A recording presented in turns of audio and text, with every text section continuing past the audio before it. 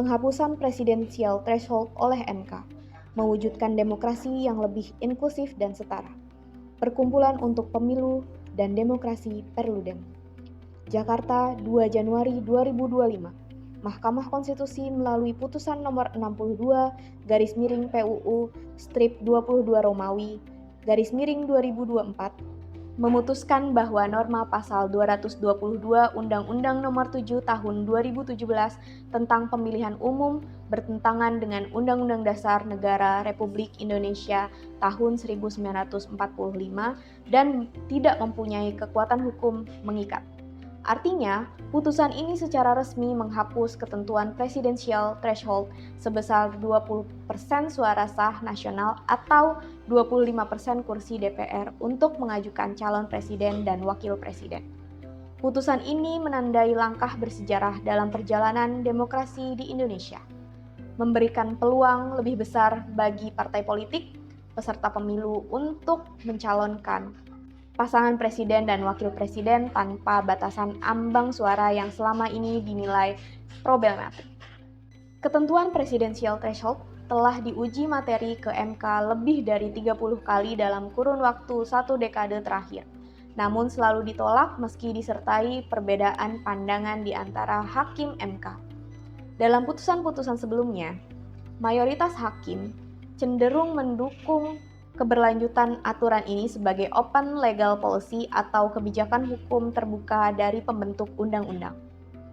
Namun hari ini terjadi pergeseran posisi pandangan hakim yang mempertimbangkan situasi demokrasi terkini. MK kini menilai bahwa mempertahankan ambang batas pencalonan presiden dan wakil presiden tidak konstitusional karena bertentangan dengan hak politik warga. Presidensial threshold tidak terkait dengan efektivitas sistem presidensialisme. Dalam putusannya, MK menegaskan bahwa tidak ada keterkaitan antara efektivitas sistem presidensialisme dengan penerapan ambang batas 20% suara sah.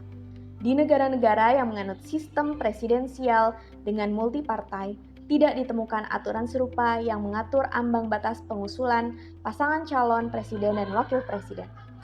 Ambang batas yang ada di negara-negara tersebut hanya digunakan untuk menetapkan syarat keterpilihan, bukan syarat pencalonan.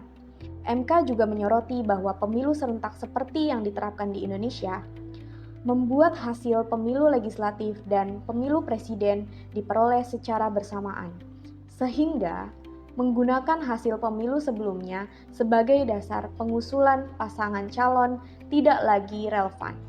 Dalam konteks ini, MK menilai bahwa ketentuan presidensial threshold adalah tambahan aturan yang lebih didasarkan pada tafsir politik pembentuk undang-undang ketimbang kebutuhan konstitusional. Penghapusan presidensial threshold untuk mencegah polarisasi dan memperkuat hak politik.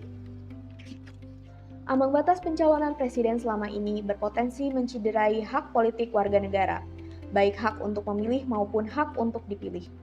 Dengan hanya menyediakan pilihan yang sangat terbatas, masyarakat terjebak dalam situasi polarisasi yang mendalam. Pengalaman pemilu presiden sebelumnya menunjukkan bahwa polarisasi yang berkelanjutan dapat mengancam keutuhan kebinekaan Indonesia.